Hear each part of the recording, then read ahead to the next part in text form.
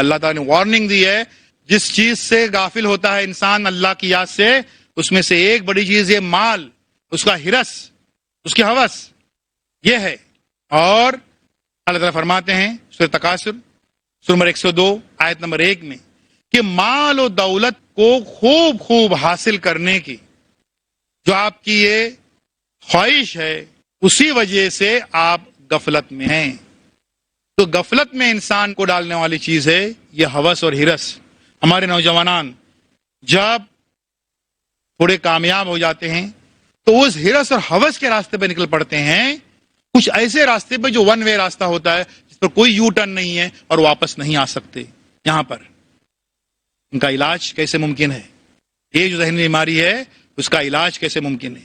یہ گھروں میں تربیت اگر بچپن سے دی جائے اپنے بچوں کو، بچے جو تم یہ ٹفن لے کے جا رہے ہو، یہ جو کھانے کا جو چھوٹا ڈبہ لے کے جا رہے ہو، اس میں کسی غریب بچے کو بھی شیئر کرنے کو دو۔ تمہیں 3 روٹی لے کے جا رہے ہو، 1 روٹی آدھی روٹی اس غریب بچے کو بھی دو، تھوڑی بھاجی ترکاری اس کو بھی دے دو۔ یہ شیئرنگ، اپنی چیز دوسروں کو دینے کے، یہ بچے کب دیکھیں گے، کب سمجھیں گے اس بات کو؟ جب گھروں میں دیکھیں گے یہ چیز ہوتے ہوئے۔ کیا ہوتا ہے ہمارے پر کہ 5 لوگ اگر گھر میں ہیں، ایک خاندان میں 5 لوگ ہیں، 5 لوگوں کا کھانا بنتا ہے، کچھ بچتا ہے تو اس کو ہم غریب کو دے دیتے ہیں۔ یہ اگر بچے ہمارے دیکھتے ہیں کہ 5 لوگ ہیں لیکن 6 لوگوں کا کھانا بن رہا ہے، یہ سوچ کر کہ اللہ کرے کوئی غریب آ جائے، نظر آ جائے اور اس کو میں اس میں شریک کروں، یہ نیت بچے اگر بچپن سے دیکھتے ہیں ان کے گھروں میں ہے تو ان بچوں کو دینے کی عادت ہو جائے گی۔ دینے کا یہ خوبصورت عمل اسلام میں زکوٰۃ کہلاتا ہے، صدقہ کہلاتا ہے۔ جو مستحق ہیں ان تک وہ زکوٰۃ اور صدقہ دی جائے، اور اس کے لیے اللہ تعالیٰ کا حکم یہ ہے، اللہ تعالیٰ فرماتے ہیں سورہ توبہ سورہ نمبر 9 کہ جو لوگ اپنے سونے اور چاندی کو خزانے کے طور پر رکھتے ہیں، جمع کرتے ہیں اور اللہ کی راہ میں خرچ نہیں کرتے، تو انہیں خوشخبری سنا دو کہ وہ دردناک عذاب کا شکار ہونے والے ہیں۔ تو ہمارے یہاں پر یہ سونا چاندی اور یہ پیسہ روپیہ یہ جو ہے اس کو جمع کر کے رکھنے کا کوئی تصور ہی نہیں ہے۔ اور سورہ حشر سورہ 59 آیت نمبر 9 میں بھی یہی کہا گیا ہے کہ دل کی تنگی جب دور ہو جاتی ہے تو انسان فلاح پائے گا۔ دل کی تنگی کیسے دور ہوتی ہے؟ دینے سے۔ تو ہمارے یہاں پر دینے کا تصور ہے، جمع کرنے کا تصور نہیں ہے۔ تو جو نوجوانان یہ سوچ رہے ہیں کہ خوب خوب بینک بیلنس بنائیں گے، خوب خوب دولت جمع کریں گے اور اس کو اللہ کی راہ میں خرچ نہیں کریں گے، اللہ کی راہ میں اس کو خرچ نہیں کریں گے، تو وہ ان کے لیے تو دردناک عذاب کی پیشن گوئی کی گئی اللہ کی طرف سے۔ اس لیے ہرس اور لالچ اس کو کوئی جگہ نہیں ہے ہمارے دین میں، ہماری زندگی میں اور ہمارے طرز حیات میں، کوئی کسی قسم کی کوئی جگہ نہیں ہے۔ یہ ایک نفسیاتی بیماری بن کر جو ہے وہ انسان کے اعصاب پر پھر چھا جاتی ہے، ڈنک مارتی رہتی ہے اس کو، اس لیے اس کا شکار مت ہوئیے۔ نوجوانوں میں جو ذہنی انتشار ہے اس کا اگلا سبب ہے اور وہ ہے حسد و جلن۔ یہ حسد اور جلن کی آگ جو ہے وہ نوجوانوں کی ساری جو اس کی تخلیقی صلاحیتیں ہیں، سوچ اور فکر ہے، اسے کہاں سے کہاں لے کے جا سکتی ہے، ان ساری چیزوں سے اس کو محروم کر دیتی ہے، حسد اور جلن۔ اور یہ حسد و جلن جو ہے وہ کہاں سے پیدا ہوتا ہے؟ اس دنیا کا سب سے خطرناک حسد و جلن جو ہے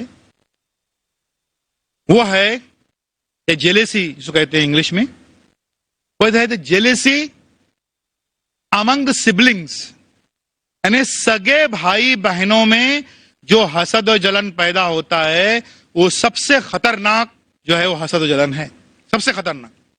جس پر اکثر ہمارے والدین کبھی غور نہیں کرتے. سن لیجیے کیا ہوتا ہے کہ مرد اور عورت جب شادی کر لیتے ہیں تو وہ میاں بیوی بن جاتے. جب ان کے یہاں پر ایک بچہ پیدا ہوتا ہے تو وہ والدین بن جاتے ہیں.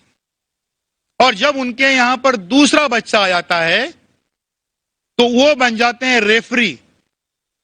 ریفری 2 میچ چلی ہوئی ہے اور درمیان میں جو امپائر ہوتا ہے اس کو ریفری. تو والدین جو ہیں وہ ریفری بن جاتے ہیں یا امپائر بن جاتے ہیں کہ دونوں جو بچے ہیں ان کے جھگڑے کیسے نپٹائیں, ان کی جو آپس میں جو مقابلہ رہی چلی ہے اس کو کیسے فیس کریں. لیکن اکثر والدین اس پر کبھی غور نہیں کرتے اور دانستہ یا نادانستہ کسی کے ساتھ میں انصاف اور کسی کے ساتھ ناانصافی کرتے ہیں. اور اس میں اکثر یہ ہوتا ہے کہ جو ذہین بچے ہوتے ہیں ان کی طرف جھکاؤ والدین کا زیادہ رہتا ہے. کچھ بچے بچیاں خوبصورت ہوتی ہیں تو مائیں ان کو بہت چاہتی ہیں اور اس وجہ سے ان کے ساتھ ناانصافی کرتے ہیں. 90% مارکس لینا بچہ ہے, اس کو جو ہے وہ کپڑے سلا رہے ہیں 2000 روپے کے. جو بچہ بیچارہ کمزور ہے پڑھنے میں اس کو بولیں گے تم کو 500 روپے کے. دیکھیے اچھا یہ کرنے کے لیے, کام کرنے کے لیے اور تعلیمی کارکردگی میں بہتری کے لیے ان کو انعامات دیجیے, لیکن یہ بنیادی ناانصافی جو ہے وہ بہت ہی خطرناک ہے. کسی بنا پر اگر آپ یہ کر رہے ہیں جو اکثر ہم کو دکھائی دیتا ہے, اور یہ جو چیز ہوتی ہے کسی ایک کو بہت بڑے پوسٹ پہ بٹھا دیا, اس کے لیے خوب قربانی دی, خوب خرچ کیا, دوسرا بچہ ذرا سا کچھ نافرمانی کر رہا ہے اس پر لیبل لگا دیا کہ نافرمان بچہ ہے, یہ جو نالائق بچہ ہے, اس کے ماتھے پہ لکھ دیا اور اس کو جو ہے اپنے یہاں سے بے دخل کر دیا. اخبارات میں پڑھتے رہتے ہیں ہم والدین کے اعلانات کہ فلاں بچے کو میں نے اپنی جائیداد سے بے دخل کر دیا. اور پھر جو ہے وہ حسد و جلن کی چیزیں ایسی ہوتی ہیں کہ وہ سگے بھائی بہن غالباً عید پہ بھی نہیں ملتے ہوں گے, وہ ملتے ہیں اگر تو کسی کورٹ کچہری میں جہاں پر ان کی تاریخ مقرر ہے وہاں پر وہ ملتے ہیں. یہ چیز کو سمجھنے کی ضرورت ہے.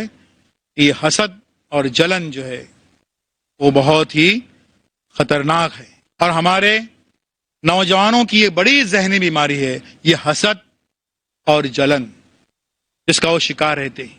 وہ آگے چل کر قائم رہتی ہے. اور کچھ لوگ اور کسی سے آپ پوچھتے ہیں بھئی آپ کیا کرتے ہیں, یعنی آپ کا پیشہ کیا ہے, کیا کرتے ہیں, انہوں نے اگر یہ جواب دیا کہ میں کچھ نہیں کرتا, تو آپ یہ مت سمجھیے کہ وہ کچھ نہیں کرتے ہیں. اتنے بڑے میکینزم ہے, اتنی بڑی مشینری ہے, اتنی بڑی مشین ہے, وہ کچھ نہیں کرتے ایسا ممکن ہے؟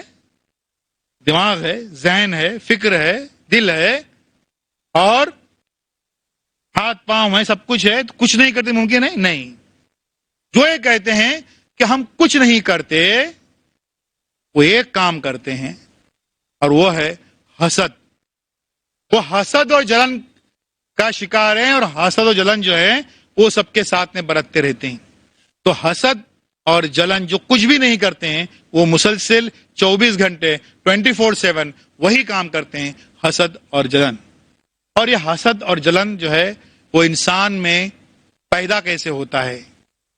پیدا ہوتا ہے اللہ کی ناشکری سے. کبھی یہ نہیں بولتے یار شکر ہے, ٹھیک ہے اس کے پاس میں بڑا بنگلہ ہے, میرے پاس میں ایک کمرہ ہے, ایک روم ہے, کوئی بات نہیں, شکر ہے تیرا. شکر ہم نہیں کرتے ہیں. اور انسان کے ناشکرے ہونے کا اعلان جہاں بجا اللہ تعالیٰ نے قرآن میں کیا ہے, جیسے کہ سورہ حج سورہ 22 آیت نمبر 66 میں, سورہ عادیات سورہ نمبر 100 آیت نمبر 6 میں, اور کئی جگہوں پر یہ بتایا گیا ہے کہ انسان جو ہے وہ اللہ کا بڑا ناشکرا ہے اور یہ ناشکری کی وجہ سے حسد اور جلن جو ہے وہ انسان میں پیدا ہو جاتی ہے.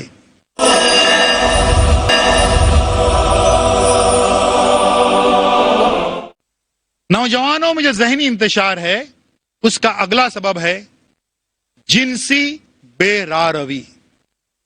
جنس یعنی سیکس کے تعلق سے، یہ جنس کے تعلق سے ان کی بے راروی، ان کی آوارہ خیالی اور اس پر دین پر قائم نہ رہنا، یہ جو ہے یہ آج بڑا سبب بنا ہوا ہے۔ انسان کو قدرت نے جو جذبات دیے ہیں ان میں سب سے مؤثر، سب سے ایفیکٹو جو جذبہ ہے وہ ہے سیکس، اور اس پر اگر کنٹرول نہیں کیا جائے تو یہاں پر انتشار ہی انتشار نظر آ جائے گا، کیونکہ یہ جذبہ انسان کے شعور اور لاشعور دونوں پر رہتا ہے۔ اور اس کے لیے وجہ کیا ہے، اس کی کیا وجہ ہے، اس کی کیوں ایسا ہوتا ہے؟ شروع سے یہاں پر یہ بات ہو رہی ہے کہ ہمارا جو تعلیمی نظام ہے اس میں جو کو ایجوکیشن ہے، لڑکے لڑکیاں ایک ساتھ پڑھتی ہیں، یہ فطرت کے خلاف بات ہے، یہ بالکل غیر فطری بات ہے۔ وہ ہوتا ہے وہاں سے معاملات جو ہیں بڑھتے ہیں اور اس حد تک بڑھتے جا رہے ہیں کہ ہم دیکھ رہے ہیں کہ آج ہمارے 8ویں 9ویں کلاس میں جو پڑھنے والے بچے بچیاں ہیں وہ بھی اس جنسی جو خیالات ہیں اس کے اسیر بنے رہتے ہیں، اس کے غلام بنے رہتے ہیں، اس کا شکار رہتے ہیں مسلسل، اور کئی جو ہیں وہ اس کی بنا پر کئی غلط کام اور گناہ کیے جا رہے ہیں، کچھ اس حد تک کہ اس سے سارے اخبارات بھرے پڑے رہتے ہیں، سارے ٹی وی کے نیوز چینل بھرے رہتے ہیں۔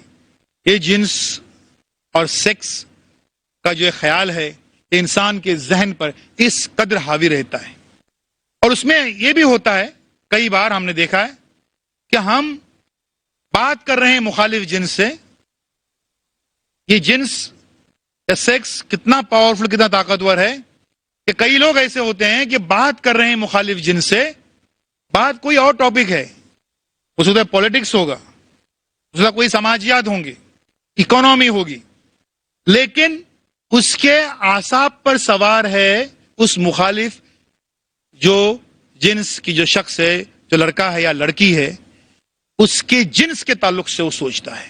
اتنا طاقتور ہے یہ سیکس کا فیکٹر۔ لگ رہا ہے تو نارمل ہے، یہ تو بات کر رہا ہے پولیٹکس پہ، ایک لڑکی سے بات کر رہا ہے پولیٹکس پہ، لیکن اس کے اعصاب پر چھائے ہوئے ہے اس کا خد و خال، اس کی جو جنسی جذبات ہیں اس میں وہ مغلوب بولے جا رہا ہے، وہ میکینک کے طور پر، لیکن اس کے دماغ پہ چھایا ہوا ہے اس کی خوبصورتی، اس کی باتیں۔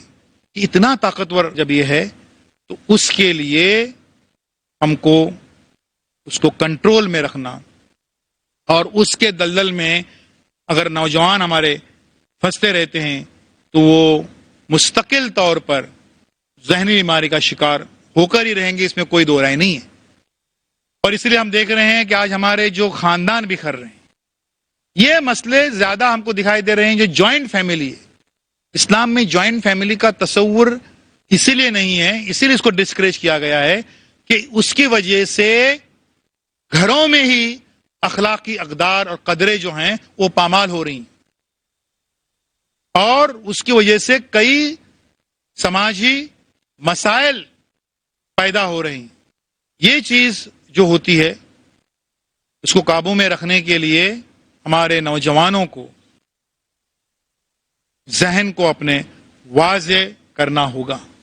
اس کا علاج قرآن مجید میں ہے۔ اللہ تعالیٰ فرماتے ہیں سورہ نور سورہ نمبر 24 آیت نمبر 30 میں کہ اور کہہ دو مومن مردوں سے کہ وہ اپنی نگاہیں نیچی رکھیں اور اپنی شرمگاہوں کی حفاظت کریں۔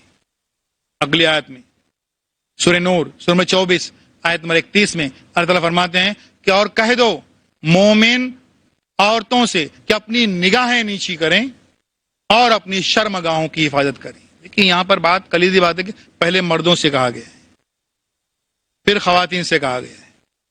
وہ اس لیے کہ اس سماج میں کچھ نظام ایسا ہے کہ ایک لڑکی بالفرض شادی یا نکاح کے خیال سے کسی کے ساتھ بھاگ گئی، پورا واویلا مچ جاتا ہے۔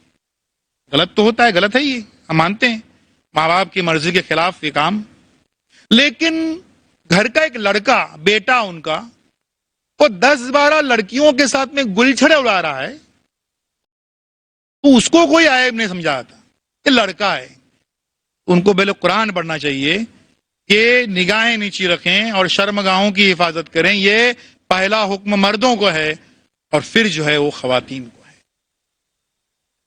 اور اللہ تعالیٰ فرماتے ہیں سورہ احزاب سورہ 33 آیت نمبر 35 میں، اور اپنی شرمگاہوں کی حفاظت کرنے والے مرد اور حفاظت کرنے والی عورتیں اور اللہ کو کثرت کے ساتھ یاد کرنے والے مرد اور یاد کرنے والی عورتیں، ان کے لیے اللہ کے یہاں بخشش اور بڑا اجر ہے. تو بڑا انعام ہے اس جنسی خیالات سے پاک رہنے کے لیے. یہ ہمارے یہاں پر کو ایجوکیشن، پھر اعلیٰ تعلیم پر جاتے ہیں کالجوں میں جو بے راروی ہوتی ہے، اس کی وجہ سے یہ معاملات جو ہیں وہ آگے بڑھتے رہتے ہیں. نوجوانوں کا جو ذہنی انتشار ہے، اس ذہنی انتشار کا بڑا سبب ہے ہمارا میڈیا. فیکٹر میڈیا جو پہلے کتابوں پہ اخبارات پہ مشتمل تھا. بچوں سے ہم کہتے تھے کہ بری کتابیں مت پڑھو، اچھی کتابیں پڑھو. ترقی کر لی، ٹیکنالوجی بڑھی. اب بدبختی سے سامنے بات یہ آ رہی ہے کہ ٹیکنالوجی جتنی ایڈوانس ہو رہی ہے برائیاں اتنی ہی بڑھ رہی ہیں. یعنی ٹیکنالوجی کی ترقی اور برائیوں کی ترقی میں براہ راست تعلق ہے. پھر اس کے بعد میں کتابوں کے بعد میں جو ہے وہ الیکٹرانک میڈیا آیا، ٹی وی آ گیا. پھر اس ٹی وی پہ بچے جو ہیں وہ فرار کی ساری کیفیتیں یہاں پر تلاش کرنے لگے، ڈھونڈنے لگے. یہ میڈیا جو ہے ٹی وی، اس میں کئی قسم کی چیزیں، فلمیں آئیں، گانے آئے. اب ہم جب بچوں سے کہتے ہیں، نوجوانوں سے کہتے ہیں کہ یہ فلمیں گانے یہ سب بری چیزیں ہیں، یہ سیریل جو ہیں وہ اخلاقی اقدار کو پامال کرنے والی چیزیں ہیں، ان کو اپنے ذہنوں سے اپنی زندگی سے نکال دیجئے اور اس کے لیے آپ صرف نیوز دیکھ لیجئے. اب یہ جب ہم اپنے نوجوانوں سے کہہ رہے ہیں کہ صرف نیوز دیکھ لیجئے تو اس چیز کو بھی ان لوگوں نے پکڑا. جو ابلیسی فوج ہے اس نے اس چیز کو پکڑا کہ بھئی صرف نیوز دیکھ لیجئے. تو نیوز تو ضرورت ہے ان کی، نیوز تو دیکھیں گے ہی. تو نیوز کے اندر انہوں نے ایسے اشتہارات گھسا دیے جو کوئی بھی بچے، کوئی بھی نوجوانان، کوئی بھی فیملی کے ساتھ نہیں دیکھ سکتے.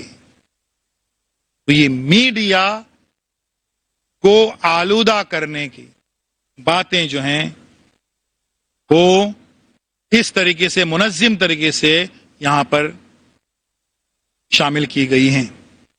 اس میڈیا کی وجہ سے خواتین و حضرات آج ہمارے نوجوان کئی ذہنی بیماریوں کا شکار ہیں، ذہنی انتشار کا شکار ہیں، اور میڈیا اس میں بڑا ہی شیطانی کردار ادا کر رہا ہے. اس ٹی وی کے بعد میں موبائل آ گئے. بظاہر تو ایک چھوٹا سا فتنہ لگ رہا تھا کہ بات چیت کرنے کے لیے کام آئے گا، لیکن پھر وہ میسیجز، کون کس کو میسج کر رہا ہے معلوم نہیں پڑ رہا ہے، کون کس کو ایم ایم ایس کر رہا ہے معلوم نہیں پڑ رہا ہے. میسج کی گھنٹی بجی، والدین دوڑتے ہوئے آ گئے، تب تک بیٹا بیٹی نے جو ہے وہ ڈیلیٹ کر دیا پورا میسج. تو میسج پہنچانے کا، ظاہر بد اخلاقی کا میسج پہنچانے کا ایک آسان سا نسخہ مل گیا ہے اس موبائل کی وجہ سے. آسان نسخہ لوگوں کو جو ہے وہ ہاتھ آ گیا، ہمارے نوجوانوں کو. اب اس میں جو ہے کیفیت اتنی بڑھتی گئی اور اتنے جی بی کے ہو گئے اور اتنے پاورفل ہو گئے یہ موبائلز کہ اب وہ ذہنی انتشار کا شکار بنانے میں سب سے برا اور سب سے بڑا کردار یہ موبائل کر رہے ہیں. بات آگے بڑھی، انٹرنیٹ آ گیا. انٹرنیٹ پہ آج کیا کچھ نہیں ہے. بظاہر تو یہ معلومات کا خزانہ ہم کو لگ رہا تھا کہ یہ دنیا پوری ایک گاؤں بن گئی ہے، لیکن اب جو ہزاروں سائٹس ایسے ہیں جن میں سے کوئی ایک سائٹ بھی ہمارا ایک 12-13 سال کا لڑکا دیکھتا ہے اور دیکھ سکتا ہے، کیونکہ اب ہمارے مسلم محلے بھی جو ہیں وہ محلے کم اور سائبر کیفے زیادہ بن گئے ہیں. وہاں پر اگر وہ دیکھتا ہے تو زندگی بھر کے لیے ڈسٹرب رہے گا. ایک آدھ بھی کوئی ایسی سائٹ دیکھتا ہے تو ہم یہ کہتے تھے کہ یہ دنیا ایک گاؤں بن گئی ہے. حقیقت یہ ہے کہ اس انٹرنیٹ اور اس پہ کئی جو بد اخلاقی کا اعلان کرتے ہوئے جو سائٹس ہیں اس کی وجہ سے یہ دنیا ایک جنگل بن گئی ہے، اور اس میں یہ درندے سائٹس کی شکل میں یہاں پر موجود ہیں. ذہنی انتشار کا بچے بیوقوف بناتے ہیں ماں باپ کو. امی میں جا رہا ہوں باہر ذرا وہ کمپیوٹر سیکھنے کے لیے سائبر کیفے میں. سائبر کیفے کا تعلق کیا ہے کمپیوٹر سیکھنے کا؟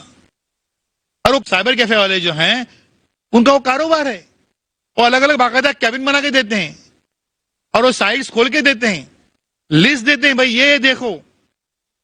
آپ سوچئے کہ کتنی بد اخلاقی اس میڈیا کی وجہ سے آ رہی ہے اور کتنے ذہنی بیماریاں اس میڈیا کی وجہ سے آج یہاں پیدا ہو رہی ہیں.